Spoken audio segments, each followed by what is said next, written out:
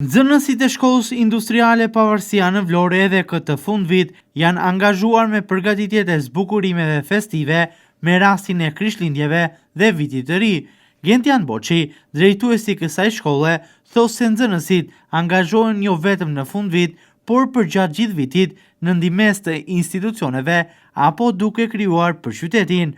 Boçi tregon se krahas shkollimit në këtë institucion arsimor, me anë të kësaj pune, ata kryejnë edhe praktikën duke u aftësuar profesionalisht. Kjo shkollë, sipas Boçit, ka marrëveshje bashkëpunimi me disa institucione, ku punimet që vendosen aty shpalosin njëkohësisht edhe punën e përditshme të kësaj shkolle.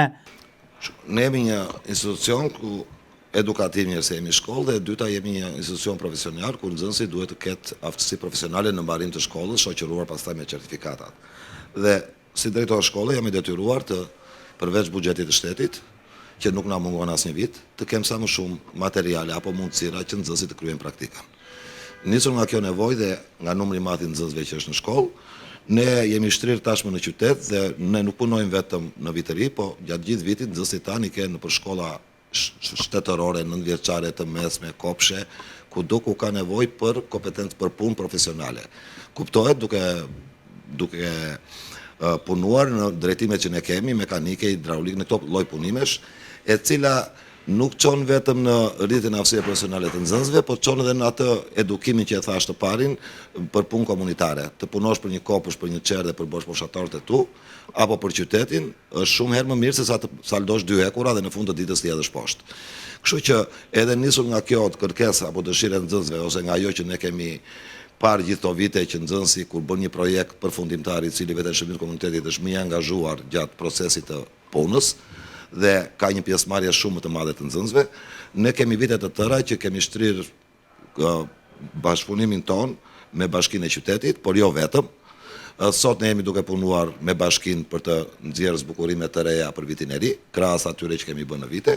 Jemi duke bashkëpunuar me prefekturën, edhe atje për të bërë zbukurimet e vitit, jemi duke bashkëpunuar me drejtorinë e përgjithshme me drejtorinë rajonale të transportit rrugor, edhe atje për të bërë zbukurimet, po jemi edhe me disa shkolla apo kopshe të tjera të vogla, të cilat të gjitha bashkë kuptohet japin një atmosferë më ndryshe qytetit, por të gjitha bashkë bëjnë dhe një promovim më të mirë të punës së nxënësve dhe njëkohësisht një rritje të aftësive profesionale të nxënësve tanë. Gentian Boçi, drejtuesi i shkollës industriale Pavarësia në Vlorë, thosë se nxënësit e kësaj shkolle ishin prezent në qytet me krijimet e tyre edhe për festat e nëntorit me promovimin e kostumeve popullore.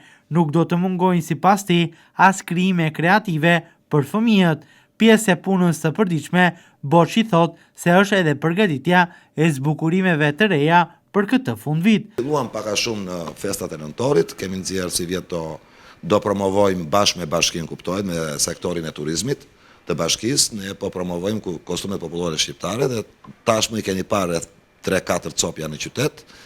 Po vazhdojmë të prodhojmë, po do ketë edhe për fëmijët në të tilla ide ku fëmijët duke vajtur te prodhimi i nxënësve tanë, të duket si borbarda, si xhuxhi apo gjëra që janë të moshës tyre. Do vazhdojmë deri ditën e fundit të shkollës me këto punime.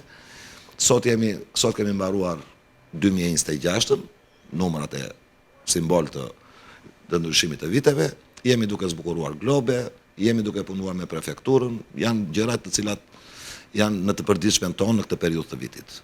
Gëzuar Vitin e Ri 2026, pemët e Krishtlindjeve, drerët festiv, karroca e Irushes, kostumet popullore, borbarda dhe shtaxhuxhat, bishti i sirenave janë disa prej krijimeve të cilat janë realizuar nga nxënësit e kësaj shkolle. Disa prej tyre janë shpalosur në qytet, ndërsa të tjera do të vendosen në vazhdimsi.